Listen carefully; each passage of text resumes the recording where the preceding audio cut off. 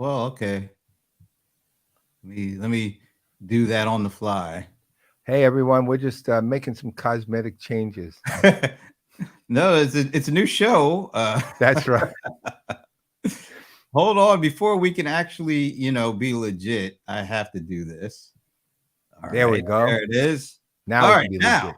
I can say I'm Brent Leary. Paul Greenberg. Yeah, we are the CRM players, as you can see it in the corner there. We are the CRM player, and here I am. I'm looking at my old camera because I'm just so used to looking at it. I actually have a camera right in front of me now, which is a little bit new for me, but we'll work it out. It's a damn good camera, though. I'm excited about the box, the box camera. This is my first. I know we're getting a little That's all geeky right. here, but it's all right. Tough luck. My If you're first listening, tough luck. my first full frame, full sensor camera, and I'm kind of excited about it. Yeah. And look I at think it.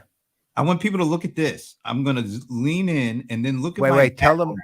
Tell them what that's called. Okay. Well, all right. Look at the background now before I lean in. It's a little blurry, but watch when I lean in. Now look at the background. Ooh, blurry. Ooh, we call that bokeh. By the way, boo. I feel like I'm looking. And by the way, it has no relationship to the Florida town of Boca Raton. Thankfully, it doesn't. Thank you. Exactly. All right, but here, I don't know. Maybe what Sven is saying has a relationship to that. I have no idea. Manuia Leaso. Manu Ginobili. Yeah. No, this one got me again. I don't know this one. All right, Sven, you know what that means. You're going to have to let us know what the translation, what language of origin it is, and what it means. Hello, delete. Delete. Oh, the man. This guy is wonderful, brilliant, longtime friend, knows what he's doing, runs a company called Powerfluence, which I have the honor of sitting on the advisory board of. And he is just, this guy, he's been an inspiration to me over all these years. He was one of the first guys to recognize, by the way, customer engagement for what it was, all the way back when he was a Cognizant, right? Which was a long time ago. And he was pretty cognizant back then, huh? Yes, he was. He was the head of CRM, but he knew CX and CE long before most people even thought of the term. Long before they could even spell it, CX. I still can't spell it. Yeah. All right. The origin, the language of origin is Samoan. So it's Samoan. Wow. That's a good one. Now, Samoa is still an American protectorate, I think. Yeah, something like that. Yeah, sounds good. I think. All right, man, do we have a lot going on today? We have a guest. Mm-hmm. He'll be coming up shortly. It's gonna tie in, of course, what's going on, the big industry news, which is Dreamforce is starting next week. So and it's a repeat guest. So I've given so many clues, you're gonna have to wait and try to figure it out on your own. Hey, look who it is. Oh my God. Just a long hug, and hopefully next week a real one. Yeah, Wakanda forever, apparently. Right. That's right. Nice to see. Well, really nice to see you in person, face to face next week. So thank you for checking out today's show. Of course, we're going to be talking about Dreamforce a little later, and it'll probably be sprinkled in throughout the thing. But before we do, every now and again, Facebook pops up a memory that makes either one of us think. This time it's me, and this is what I got popping up today. Oh my God! Look at do you know those? The folks in this? You know a couple of them. There's Joe Hughes. It's Joe Hughes and Ray and Brian Velmuir and you and I think Brian Kramer is next to Brian Velmuir. Right. Craig Downing. I think that's Craig Downing. Yeah, from SAP. Yeah. This was from 9 years ago, taking here in Atlanta. Remember Robin Carey's social, what's she called? Social shake-up or something like that? Social shake. Yeah, social shake-up. Social shake-up. So this is 9 years ago today, it was a Sunday 9 years ago. Robin sprung for tickets for us to go to the Rams Falcons game. The Rams just so happened to be playing in Atlanta. And as you can see by the look of my face, it was not a very good day for my Rams. Let's put it like that. Matter of fact, I'll tell you why my face looked like that. Not only was it because we were losing, it was because our coach was still Jeff F. Fisher. And the F stands for effing. So Jeff effing Fisher was the coach during the dark years of the Rams in the early 2000s, leading into, kind of the Renaissance. So there's the story behind it. That was 9 years ago today. That's my Eric Dickerson. PG got me my second Eric Dickerson. That's the one I had bought on my own. But you can never have too many Eric Dickerson jerseys, so I'm very happy about that. So that's the explanation of what's going on in that picture. Hey, Ray. Well, you notice you're wearing a Negro Leagues hat too. Well, that was because during the dark years of the Jeff Fisher era, or I should say error, not era, because that was a very error-prone era. Anyway, I was kind of I was protesting a little bit the Rams. But when they came to town and we got tickets to the game, I was like, all right, I'll at least throw on my Eric Dickerson jersey from the big gone beautiful era. So that's that. All right. Wow. So that's a long time. I haven't seen him in a long time.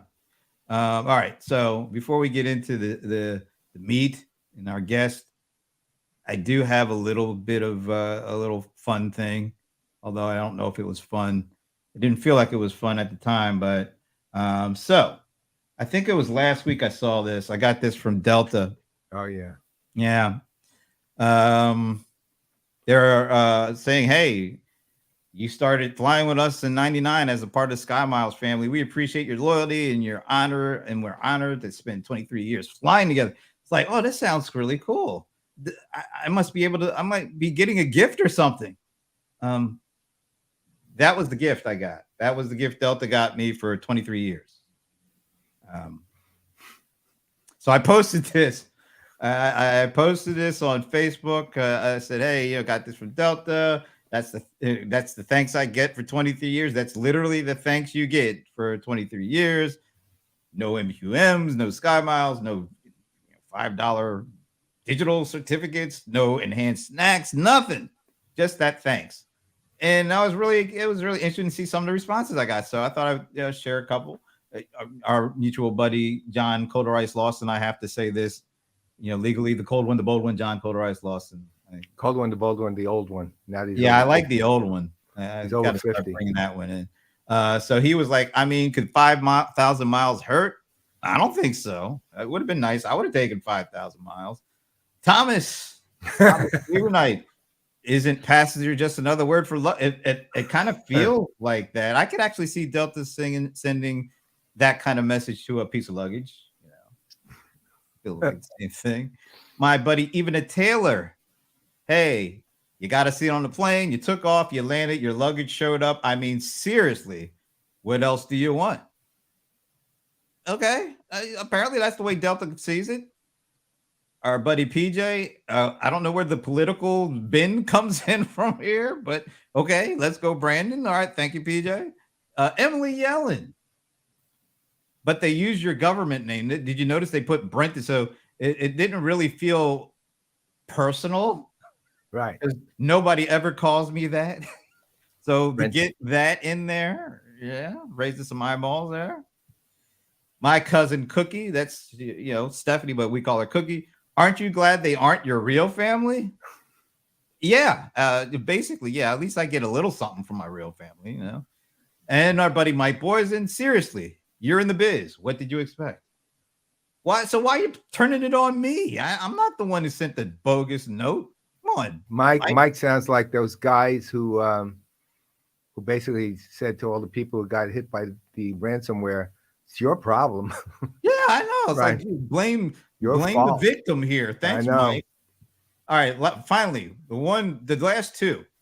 These are the ones that really made me think. Just curious, is no recognition of 23 years worse than this recognition? I would prefer no recognition.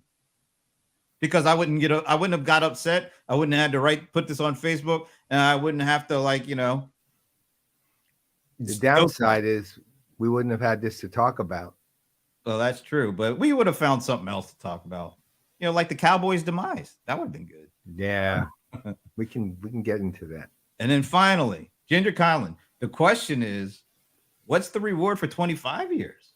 Maybe that's when you get the extra bag of chips. So we'll see. And maybe Did you ever get a bag of chips that wasn't? Yeah. I don't think I ever got an extra bag of nothing from Delta, but Yeah,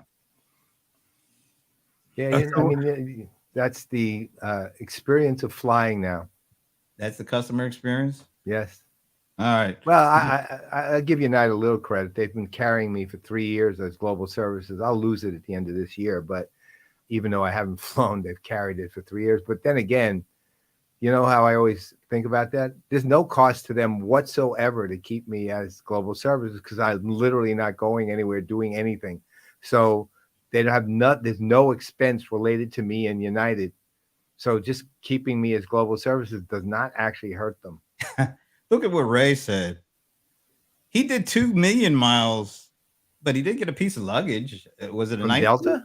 Or was it just your luggage that they made sure you got? You got it back. They got it back after a year. Let us know if you got something from Delta for 2 million. Let us know exactly what you got, Ray, because that might be worse than nothing I got for 23 years. United's not too bad with that. United once sent me a cool.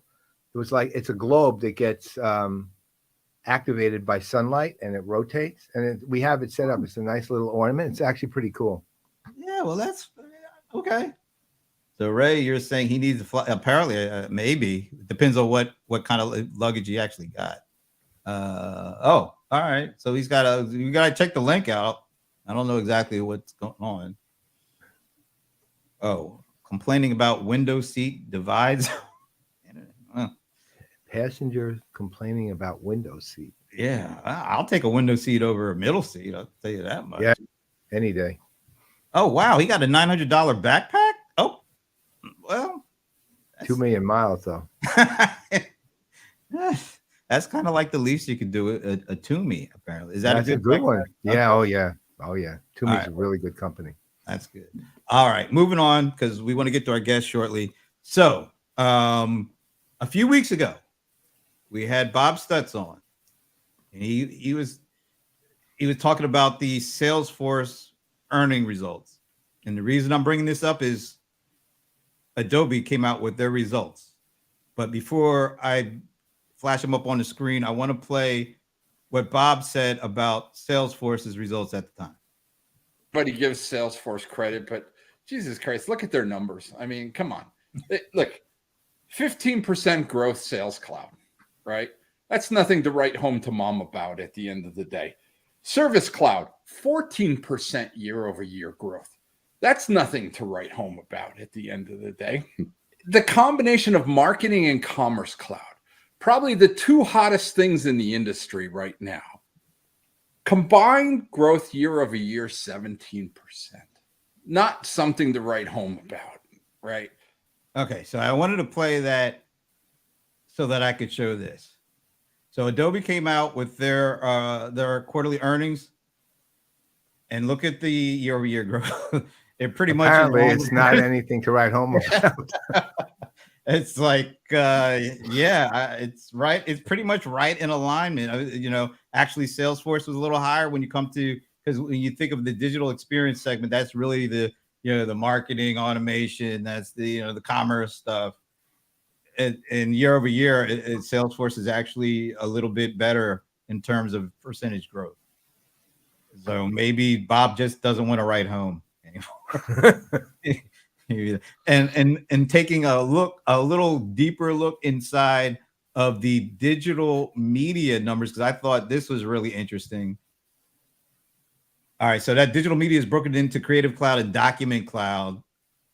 Creative Cloud grew at only 11%. When you think of all the tools, all the creativity tools, I was thinking, wow, if anything, and all the content's flying around, if anything is growing at least higher, it would have been that. But look at that compared to Document Cloud.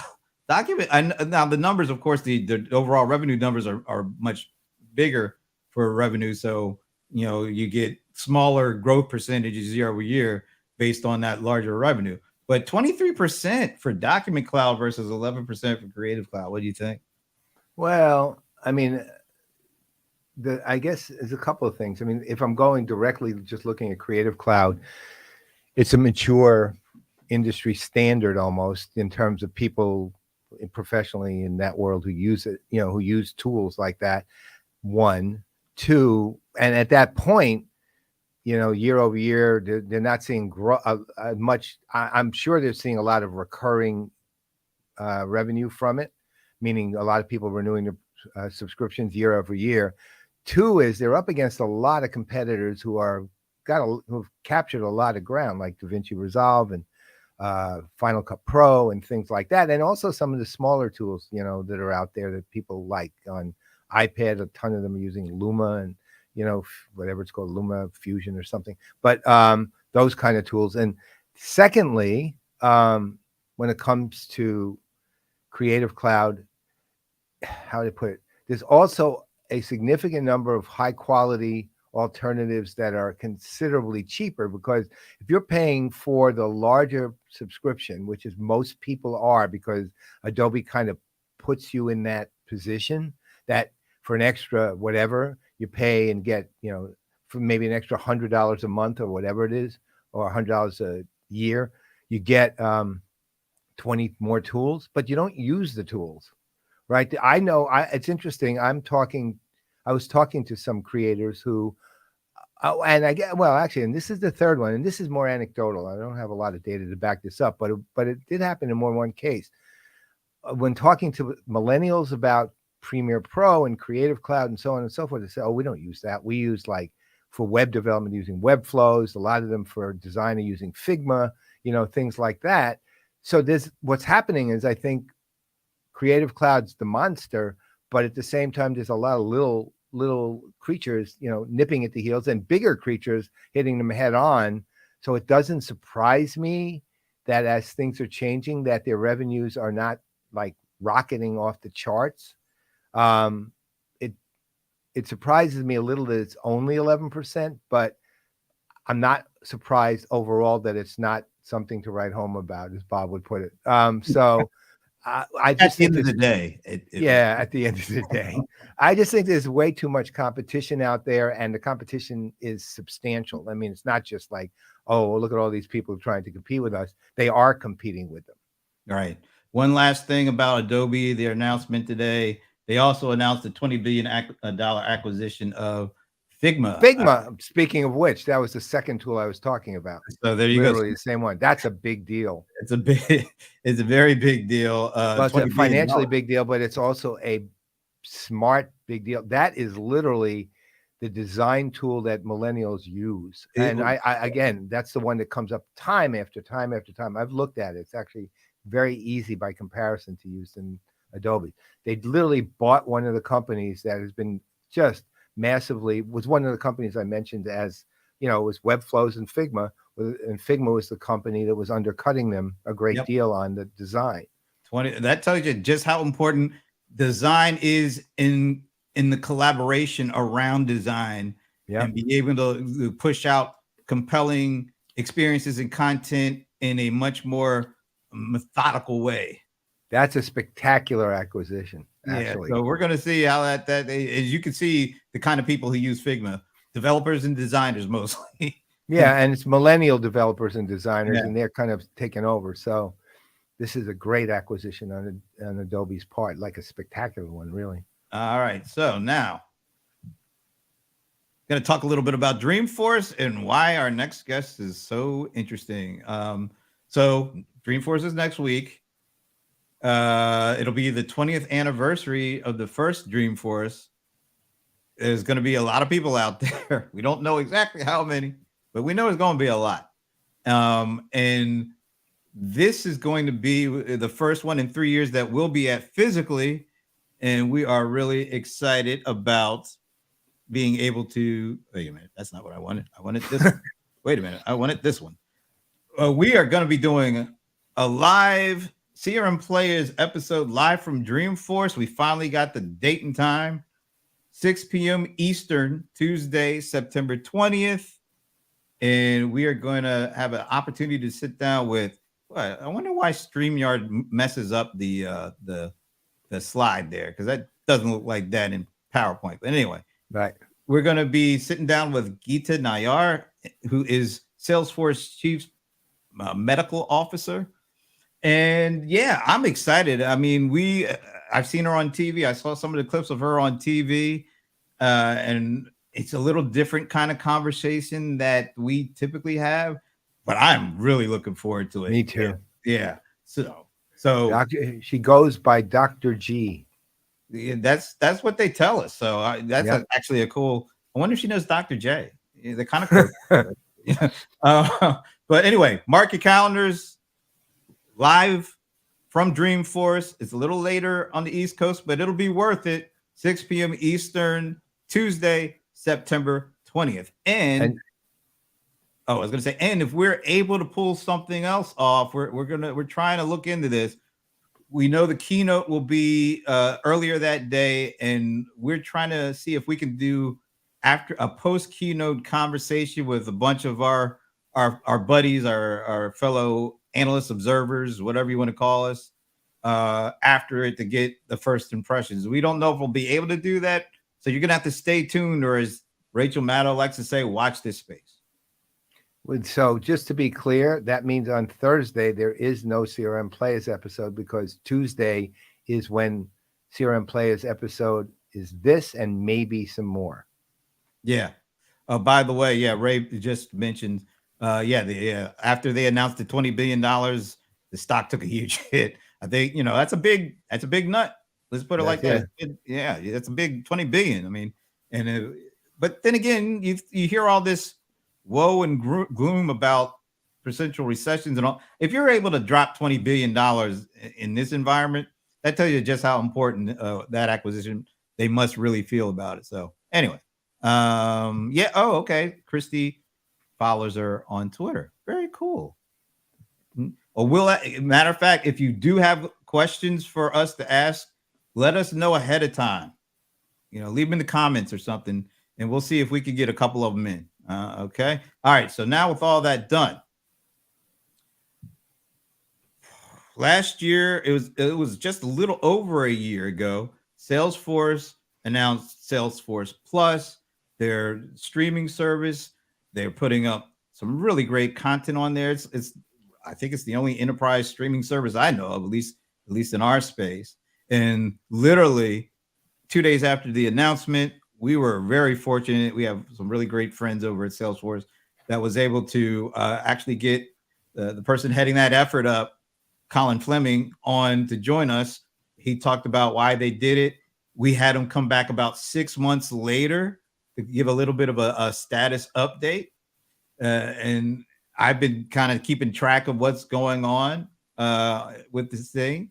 And now, because this is the first full year that Salesforce Plus is around while the Dreamforce planning was going on, now we're going to see just what role Salesforce Plus will be playing in the Dreamforce experience, for all the folks who may not be able to go next week, but still want to participate and experience what Dreamforce is all about. So Colin Fleming, I'm surprised he has time to do this, but you want to give a little mini intro before we bring him on? Yeah, I mean, the guy's just cool. I mean, that's pretty much what I start with. I mean, originally he was like a Red Bull race car driver way back when, and he's got a long history of successful ventures, but this specific one, which he has led from day one, right? Salesforce Plus has been an extraordinary combination of experiment and actually evolution too. And the thing is, he's incredibly personable and intelligent and smart, but he's also clearly a very good leader, because of one of the things that I think both Brent and I have noticed has been the evolution itself of Salesforce One from day one to now, which is an enormous fast maturity and evolution to the point where day one, day one, it's like day one of anything. Now you're looking about something, and I'm asking more details, but I think they're up for Emmys or something like that. Multiple ones, if I remember correctly, and I may not. I mean, we'll ask, but this is led by this guy. Okay, so let's just get him on, man, because he's just such a pleasure to talk to. Hey, Hey, Colin. man. Hey, what's going on? Great to see you all. Yeah, and so I assume, what do you have, like a minute? Yeah, before you have to go. It's great to see you. You look calm. You look cool and collected, but really, Yeah, it's like a duck, calm on the surface of water. We're moving in. Howard Street is closed. We are moving into Moscone Center. Rigging's all up. Carpet's getting laid out. So I'm headed there tomorrow morning. So yeah, Dreamforce is upon us. We're excited. Awesome. Well, wait. Do you have access to your studio is out there somewhere, right? But where is that relative to where you're going to be? Yeah, we're fortunate to have an amazing Moscone Center just down the street from our headquarters. So our headquarters have our studio, but we've actually built several studios on site at Moscone Center as well to be able to capture real-time content there too. So unbelievable. Yeah. Awesome. So, I was going to say, before we get too far into the Dreamforce discussion, you did just celebrate a birthday with Salesforce Plus not too long ago.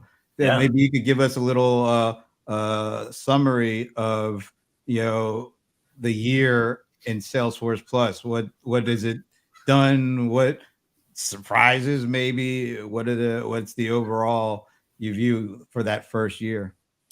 Well, I was reflecting back when you all were doing the introduction and how skeptical both of you were around Salesforce when we started. So it brought me back good memories. But it's been an amazing learning for us, and we're an enterprise software company. This is not status quo for us. So as with anything, we're learning tons. We're thrilled with the response. Of course, we talked about it last year where we launched the Dreamforce with a very ambitious MVP. And it was very MVP.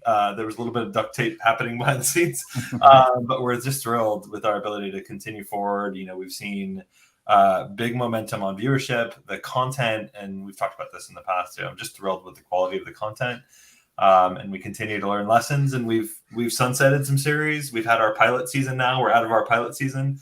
We've kind of moved things into season 2 and season 3, and we've cut bait on some things that didn't quite work. We just recently won Content Marketing Program of the Year for the second year in a row as a result of this efforts. So it feels like it's working. Our people are coming back to the product often, and it's been a big kick in the pants inside Salesforce too. Just to rethink the way that marketing works inside the company. Of course, we're all planning for this cookieless future. We're all planning for first-party data. We're all planning for these things, and it's just been great to take a tactic of like, let's go out and try this, turn it into a strategy. And I'm just thrilled with what we've been able to do there. We're still learning materially every day. We're learning, and we've been attracting great partners as well. In fact, just this past week, we introduced a new partnership with CNBC to launch a series with CNBC, which we're thrilled about, called the Shift. And so, yeah, there you go. Look at that on cue. And so that's fun. So, wow. This is very ambitious. 7 companies. We've kind of trialed them. We did 250 shoots to capture all this content. Oh my God. The level of ambition here is just sort of unfathomable to a degree. And, we've got incredible brands like One United Bank and Metallica, and Formula One has been involved in this journey with us. Pandora, Beyond Foods, just amazing brands that have really opened it up to us and say, look, they've been humble and honest and say, we didn't have this figured out. And we've trialed that journey. And I think it's really awesome to show that. And it's a series that matches the ambition of Salesforce Plus. So we're thrilled about that. So 2 things. One, just kudos in one regard. This is that. So, Brent and I are launching a less ambitious network at the end in about 11 days. Oh, great. We've already done the pilots. There have been 6 shows will launch. You went to your watch? Well, I was looking at the date. I couldn't remember what day it was. Right. I was looking at the date. And we have 6 shows that are launching, 5 which are, either live stream pre-recorded, another one which is a podcast. but we're also in the process, of course, building a website and so on. And the inspirations for the website were Netflix, the Spirits Network, which you have to take a look at and see why, and Salesforce Plus, right? Those were the three. And I will tell you, the web designer got it right. So that's the kudos part. The other part, though, which is really curious to me, is was the changes that you've made. You know, as you mentioned, you sunsetted some of the shows. You are building new content. You're now building alliances with like other programming like CNBC.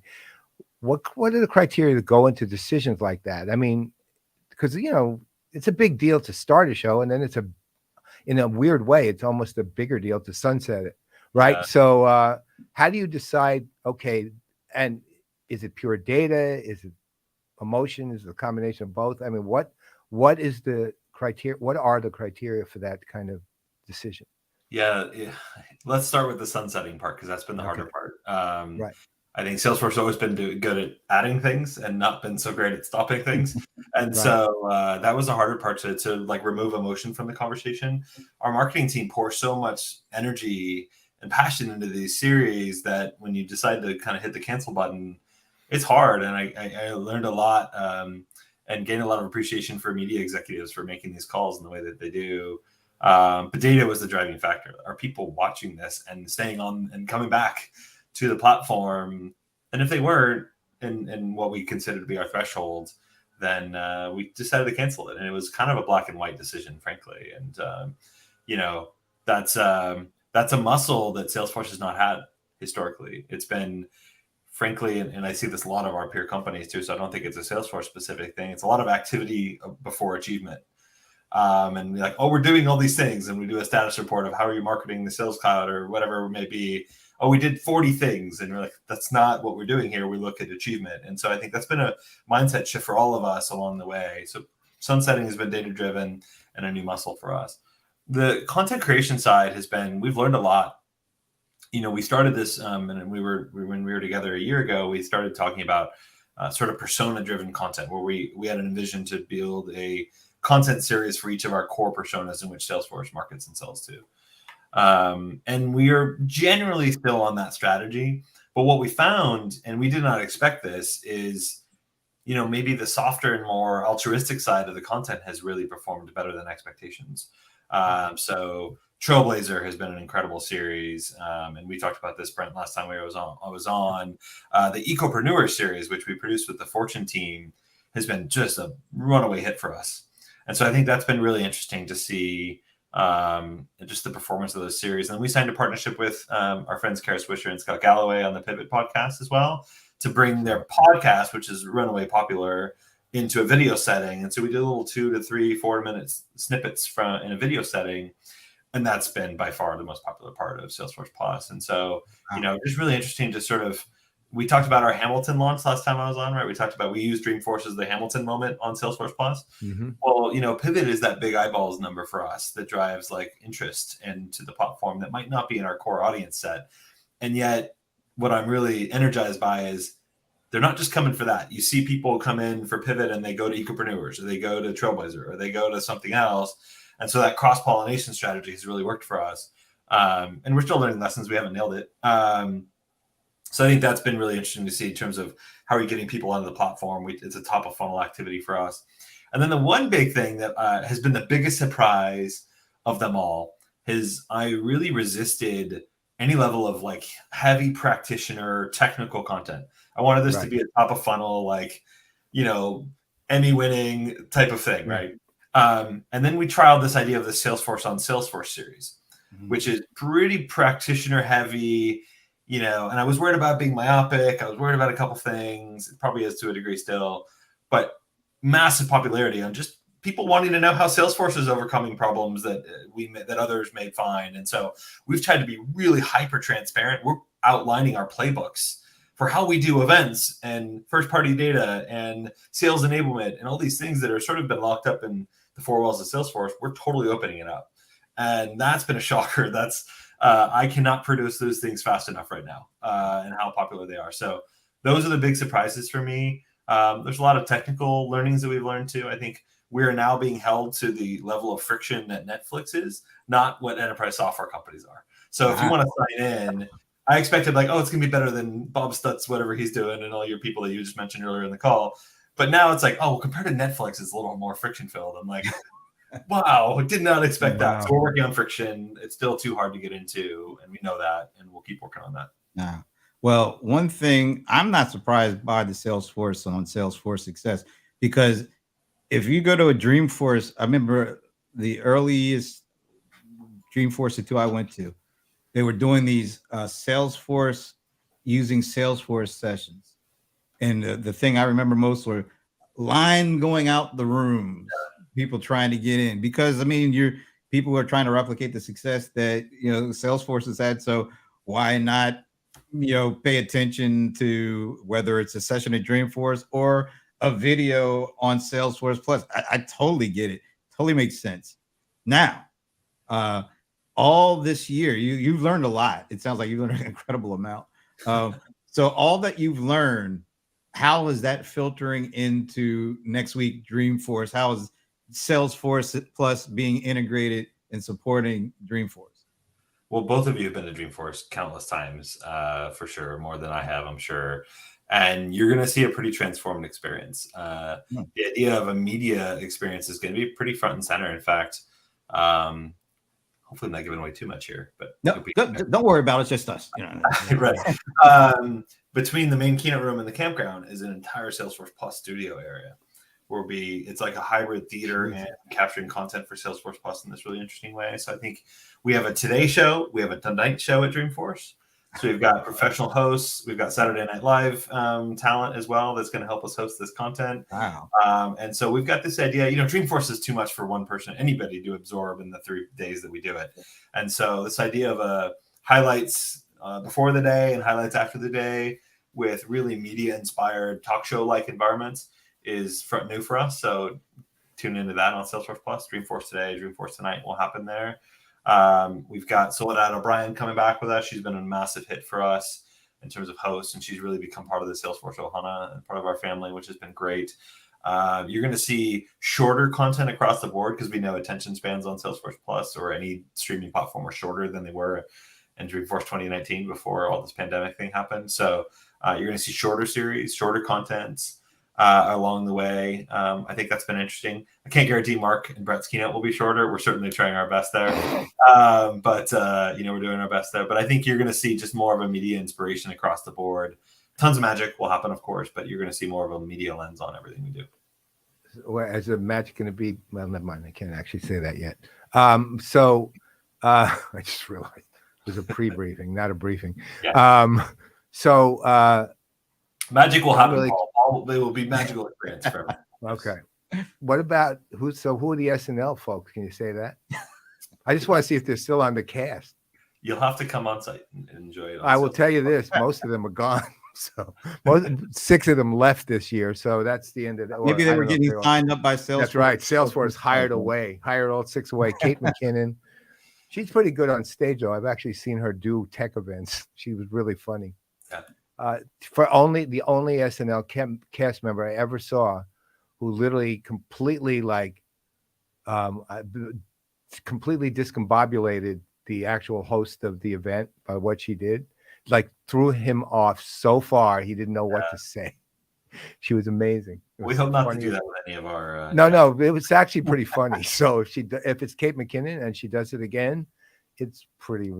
You'll have to come on site in 5 days to find out. I will.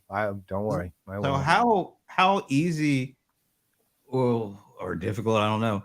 You mentioned this is going to be a completely transformed Dreamforce and taking some of the things that you learned from Salesforce Plus and infusing it into the Dreamforce experience. How easy was it for you to get buy-in to do to try some of these new things out? Yeah. Ask for forgiveness was my initial strategy. No, in all fairness, we have an incredible CMO, Sarah Franklin, that has been, really understands the balance of building brand with driving performance marketing. We're a large growing company, and so performance marketing is incredibly important for us. But we know that the Salesforce brand is now a top 40 brand in the world. We have to invest in the long term. And, we started, it'd be hard for us to talk about first party data strategies and cookieless futures and CDPs and marketing lens if we weren't doing it ourselves. And so we sort of took the narrative that we were projecting publicly and asked ourselves, okay, are we the model citizen here? And one of the things that we won't go into too much detail here, but one of the things that I'm most excited about Salesforce Plus is, all the external work and the accolades and stuff you see is really awesome. And we're thrilled with that. Behind the scenes, it's a very Salesforce on Salesforce story. So it's all built on our core technology. It's all running on our CDP. It's very thoughtful in terms. We talked about the monetization side of it, where it's a free service, but we are very thoughtful in how we're using this as a first-party data strategy for us to help build an audience, and which is not something that B2B marketers like myself typically think about. Right. Is building an audience and keeping them entertained and keeping them energized and keep them coming back. And that's where our technology comes in. I am customer zero of the richest of the rich of Salesforce technology. I have a direct line to the product manager of all of our marketing products. I have a direct line to our commerce leaders, and just like, here's what I'm learning, here's what's working, here's what's not.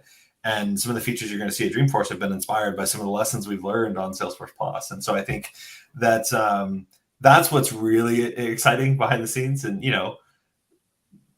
we'll continue to do that. And I'm really excited about Salesforce being a little bit more deliberate and clear about that, and walking the talk in a really thoughtful way. So that's what I'm, perhaps most excited about. At some point, we'll kind of open the doors and show everybody the platform, because I think it's pretty cool what we've done.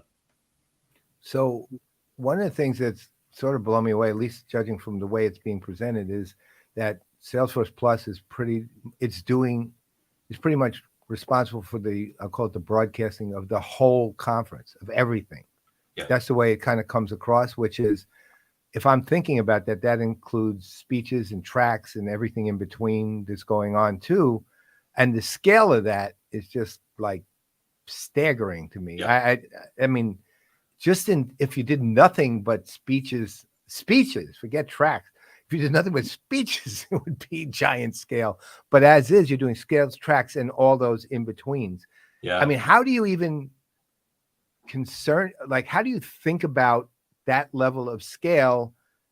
You're starting at day one of planning.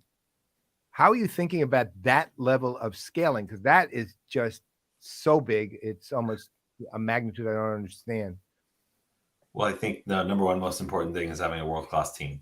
And I think Salesforce has exactly that. We've brought in talent from the media landscape. We've brought in folks from people that do this for a living. And I've learned a lot. We have a world-class team led by Jessica Bergman, who's branded Content Marketer of the Year, according to the content marketing world. Matt Jaffe, Jenny Sachs, who you probably both know, have really led a lot of this effort for us for now 18 months now behind the scenes. And Dreamforce is an ambitious exercise, and so we don't do anything in a modest way. So we've got over 200 sessions on Salesforce Plus. We are literally around the world. Salesforce Plus does not turn off for the next week. We have APAC picking it up, we have EMEA picking it up, and then the US takes it over in the morning. Wow. So it never turns off. So I literally hand the keys to Leandro Perez in Australia to run the show over the night for us. EMEA takes it from them in the early morning for San Francisco, and then we take it back before the main keynote, stuff like that. So we're thoughtful about not only just the volume of content on the platform, but how we're programming it for a global audience. We talked about this last time too.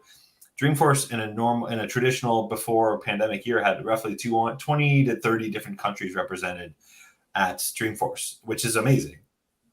Last year, there's 117 different countries that watched on Salesforce Plus.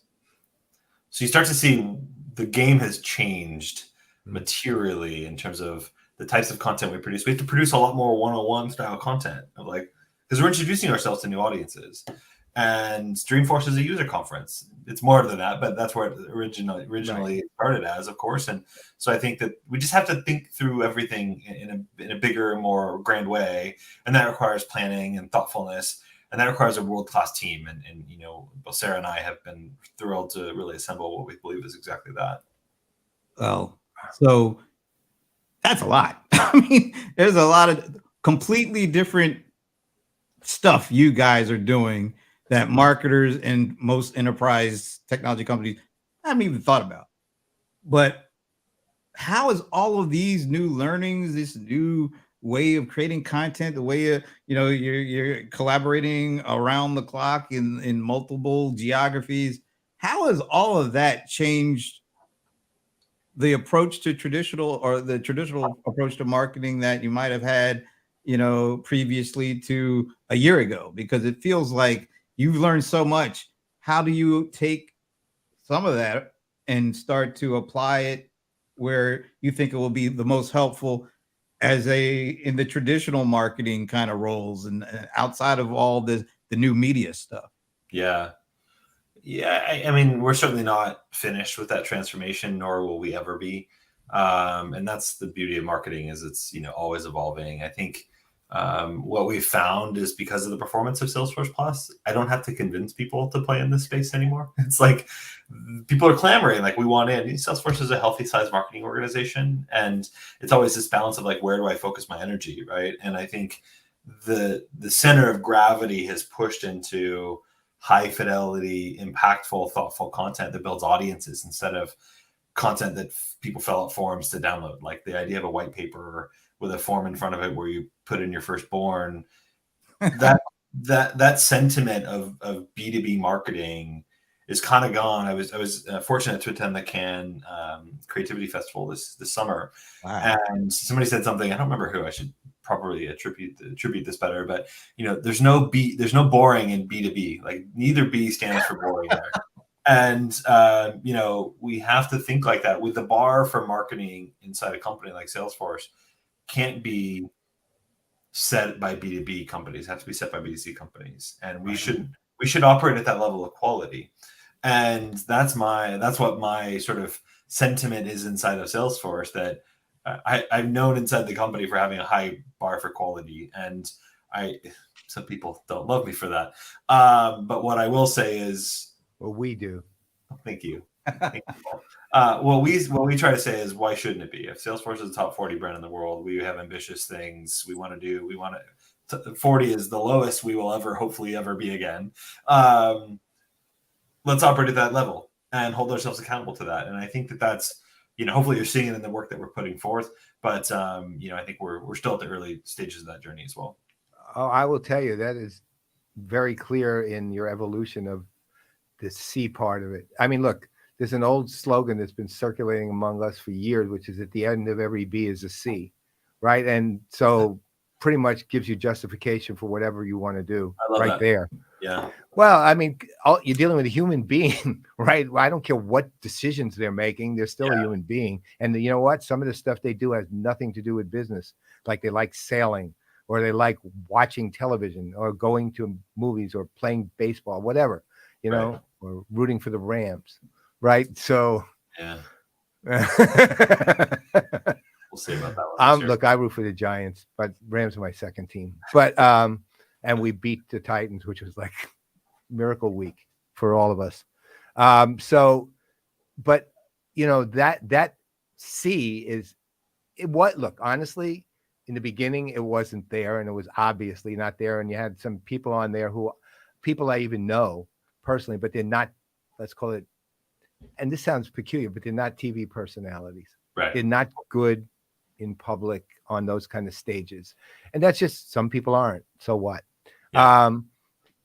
Now you look at the content, and, there isn't a consumer in the world who would probably not find, even, regardless of whether they know Salesforce or not, and this is kind of the big thing, there's unlikely that there isn't a consumer in the world who couldn't find something on Salesforce Plus that they want to watch, right? Because it's just interesting.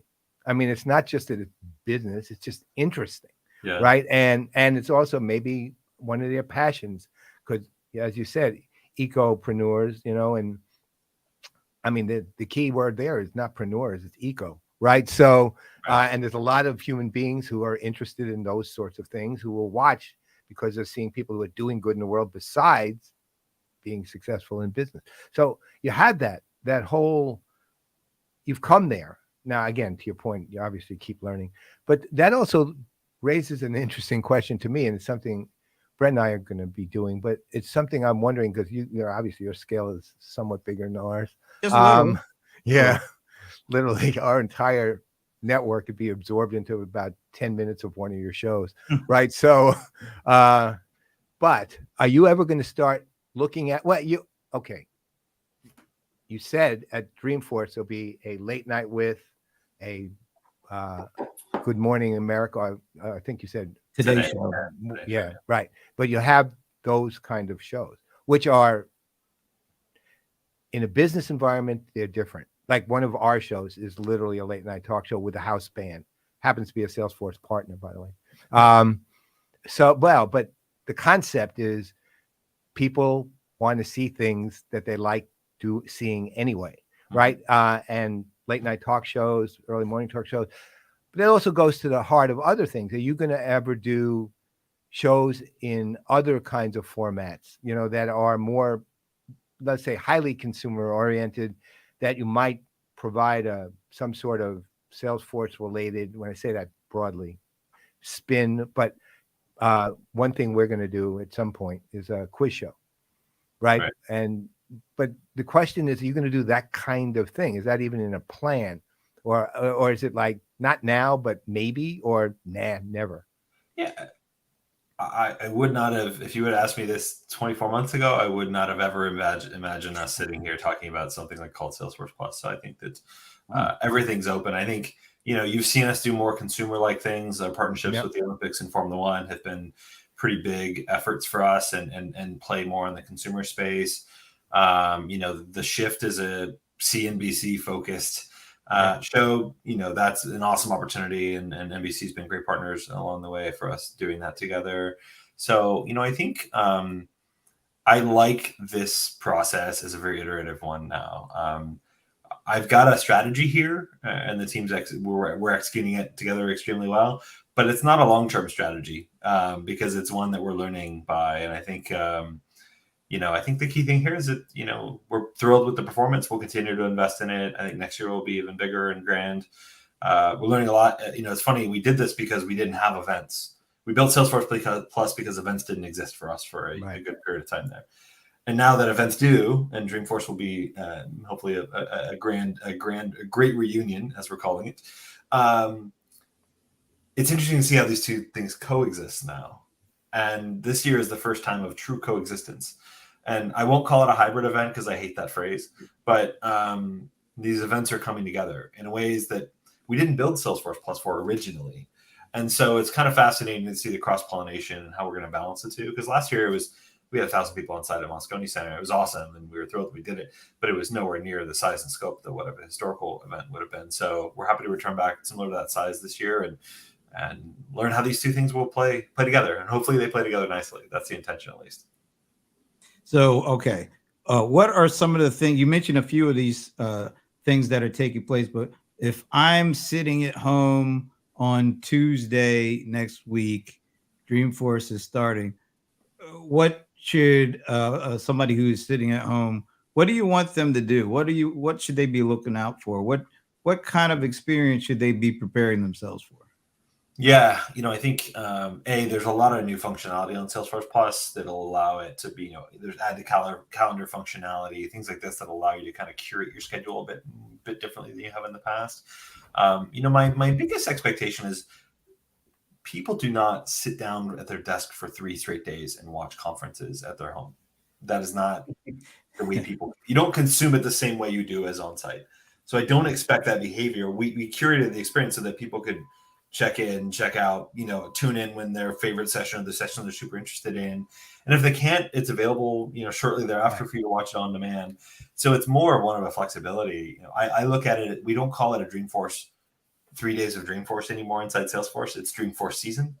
And we sort of think about, there's a moment where we capture most of the content and all these things happen, but we expect Dreamforce to carry on for months. and the season we're going to continue to be loading content the week after Dreamforce of new stuff, so we get people coming back. I don't want to see this massive traffic spike and then go back, maybe the way that it did last year. And so I think human behavior is changing a little bit more too, where people will just come back for stuff that they're interested in. And there's cross-pollination. We try to make the navigation a lot more interesting, where you can discover content that's relevant to you that you might not have been looking for. And what I find inside of Dreamforce is people build their agenda ahead of time and they just go to the sessions they want to. But there's not a whole lot of, let me poke in here and test this for 5 minutes and see what happens there, and then go over there. Salesforce Plus allows you to do that in a bit different of a way. And so I'm expected to see that, but I just think it's a different consumption process. And Salesforce Plus has been designed to sort of enable that, and that's our hope at least. All right. Well, I've got one odd last question. So obviously you have tons of technical equipment that you need for this alone, much less the continued operation of Salesforce Plus. Do you only buy your equipment from Salesforce customers? I don't know that I can give you a unanimous response. It is certainly in our procurement approach is 2 things. One is customers are always at the top of that. We try to do business with our customers as much as possible, and that's a pretty standard protocol.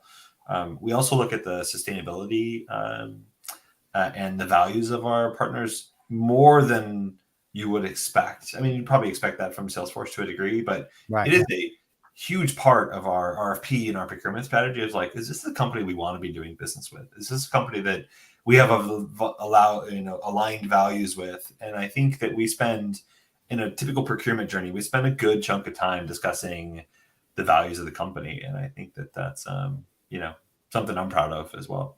I have one, I was going to say, I just have one suggestion. Yeah, please. So for the keynote, like on Monday Night Football, they have like the traditional broadcast. Yeah. And now they have the Manning cast. Yeah. And we love the Manning cast. My suggestion would be, in addition to the traditional keynote broadcast, you might want to consider in the future a Playaz cast. And with me and Paul, and we do one anyway. I feel like you do one. Well, the watch party. We're gonna rebrand it the Playaz cast from this point That's on. Right. Well, actually, given we could do one possibly, but we'd have to. The irony is, well, here's the irony of that though. We go to San Francisco, we go to but we can't. We had literally be in our rooms for the keynote. Right, so that we can, because we can't do it if we're sitting in the analyst section. Salesforce Plus, though, right? Right. Well, of course, we would actually, if you want, we broadcast it over Salesforce Plus. Here's something interesting: the keynote is not live streamed this year. There's a slight delay in order for us to make sure that we start on time a little bit, and we trim a little bit of the fluff from some of the broadcasts. So you're going to see the keynote stream at a slightly different time than the main keynote happens. Really? So, interesting about that. Yeah. I thought you were doing 7-second delays just in case somebody said something. It's more than 7 seconds. So I think you might want to be in the room for this one if you want the real-time goodness. Oh, well, I'm not too worried about the real-time goodness, but I want to hear it. I want to hear it. That's the main thing. Cool. I mean, I'm very excited to see what's coming up. I just got my preview today, and there's 1 or 2 things that I think people will be exceptionally interested in when they hear it. One in particular really got to me. Good.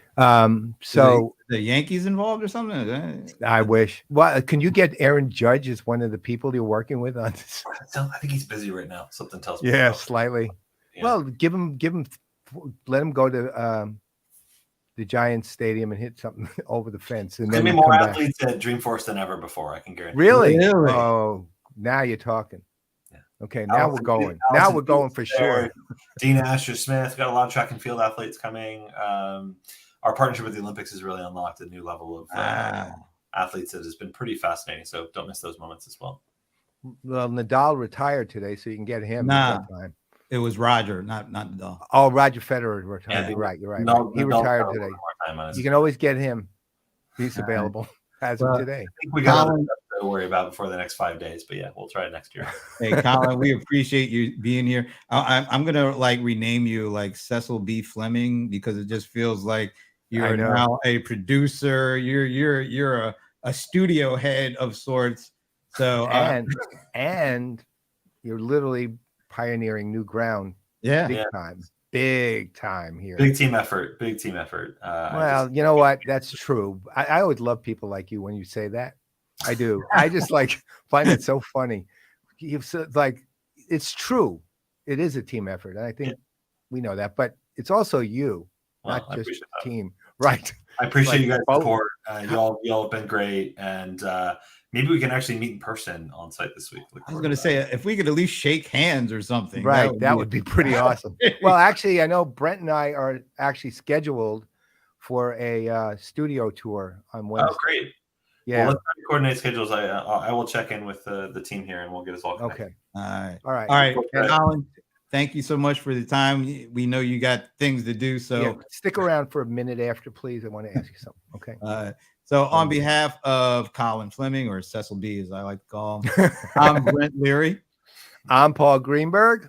And maybe there's a show for many in the offing. How could it not be? I mean, that is, just call it the dog's life, man. And there you have it. Looks really good. We'll see you next week live from Dreamforce.